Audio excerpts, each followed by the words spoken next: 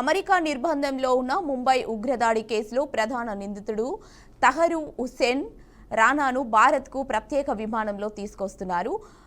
తరహూర్ అప్పగింతకు న్యాయ సంబంధిత అవరోధాన్ని తొలగించడంతో ఇండియాకు తీసుకొస్తున్నారు. 26/11 ముంబై ఉగ్రదాడికి పాల్పడిన రానా ఈ కేసులో కీలక సూత్రధారిగా వ్యవహరించాడు. తహవూర్ రానా రానున్న నేపథ్యంలో ఢిల్లీ ఎయిర్పోర్ట్లో కమాండోస్తో పటిష్ట బందోబస్తు ఏర్పాటు చేశారు. ఇప్పటికే తహవూర్ రానాపై ఎన్ఐఏ అధికారులు 405 పేజీ ఛార్జ్షీట్ దాఖలు చేశారు.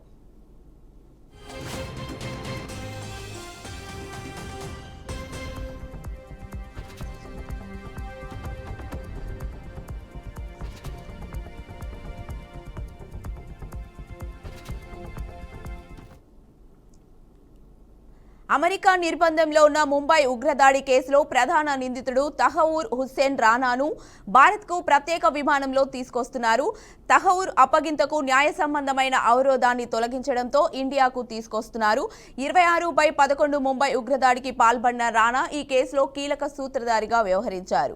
రానా రానున్న నేపథ్యంలో ఢిల్లీ ఎయిర్పోర్ట్లో కమాండోస్తో పటిష్ట బందోబస్తు ఏర్పాటు చేశారు. ఇప్పటికే రానాపై ఎన్ఐఏ అధికారులు 405 పేజీ ఛార్జ్షీట్ దాఖలు చేశారు. ఇక ఇదే అంశంపై పూర్తి సమాచారాన్ని మా అవుట్పుట్ ఎడిటర్ వెంకట్ అందిస్తారు. వెంకట్, చెప్పండి.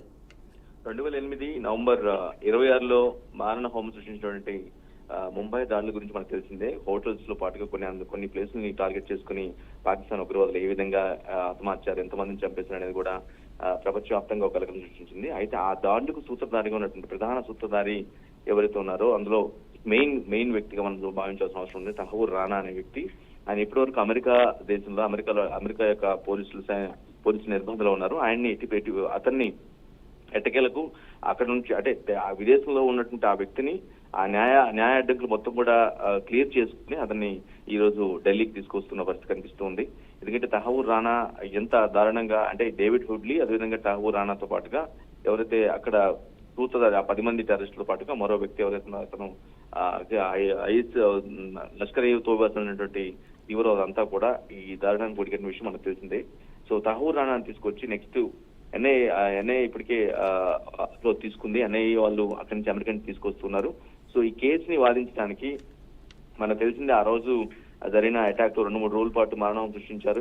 ఎట్టి పరిస్థితుల్లో భారత సైనికులు వాళ్ళందరినీ ఎన్ఎస్జీ కమాండర్స్ మొత్తం కూడా ఆ 10 మంది టెర్రరిస్టులు అంతమొందించిన విషయం మనకు తెలిసింది. కానీ ఆ తర్వాత దాని ఫలితంగా ఆ కేసు ఇన్వెస్టిగేషన్ కొనసాగుతుంది. ఎవరైతే పాకిస్తాన్ నుంచి లీడ్ చేసాడో ఒక ప్రధాన టెర్రరిస్ట్ అతను కూడా చనిపోవడం జరిగింది. ఇక నెక్స్ట్ ఎవరితో ఉన్నారో వీళ్ళిద్దరే డేవిడ్ హుడ్లీ అదేవిధంగా తహవూర్ రానా వీళ్ళిద్దరి గురించే చాలా రోజులుగా చర్చ కొనసాగుతుంది. అట్ సేమ్ టైం వాళ్ళు ఎక్కడున్నారు ఏంటి వారి వేరియబుల్స్ మొత్తం కూడా తెలుసుకొని తహవూర్ రానా అనే వ్యక్తి నిజానికి ఇతని పేరు చాలా మాస్టర్ మైండ్ ఇతనే అయినప్పుడు కూడా కొంత అంటే ఎవరైతే డేవిడ్ హుడ్లీ అనే వ్యక్తి ఎవరైతే రెక్కీ నిర్వహించడానికి వచ్చాడో అంటే ఏ ప్లేస్లలో దాడులు చేయాలి, ఏ ప్లేస్లలో ఉగ్రవాదులను పంపించాలనే విషయంపై డేవిడ్ హుడ్లీ అనే వ్యక్తి దాదాపు 4-5 సార్లు భారత్కు వచ్చి రెక్కీ చేసింది. సో రెక్కీ చేయించడానికి తహవూర్ అనే వ్యక్తి పాస్పోర్ట్ల సహకారం వీసా కావచ్చు, పాస్పోర్ట్ సహకారం కావచ్చు, వీటి ద్వారా పూర్తిగా హెల్ప్ చేశారనేది ప్రధాన అభియోగం. అంటే ఇండైరెక్ట్ గా డైరెక్ట్ ఇన్వాల్వ్మెంట్ ఉంది అనేది ఎన్ఐఏ వాదన, పోలీసుల వాదన. ఇక్కడ మన దేశం యొక్క ఎన్ఐఏ అధికారుల వాదన. ఖచ్చితంగా అతను వాంటెడ్ గానే వాళ్ళకి సహకారం లేదంటే వాళ్ళతో కుమ్మక్కు కాంది. ఆ విధంగా పాస్పోర్ట్స్ డేవిడ్ హుడ్లీ అనే వ్యక్తికి పాస్పోర్ట్ ఇప్పించే విషయంలో కానీ లేదంటే వీసా ప్రొసీజర్ విషయంలో కానీ ఇవన్నీ కూడా సహకరించడు. సో ఆబ్వియస్ గా ఇతను కూడా క్రైమ్ చేసిన వాడి కంటే కూడా చేయించడానికి సహకరించిన వాడికి ఎక్కువ శిక్ష ఉంటుంది అనేది మన భారతదేశ జ్యుడిషియల్ వ్యవస్థ చెప్తున్న పరిస్థితి.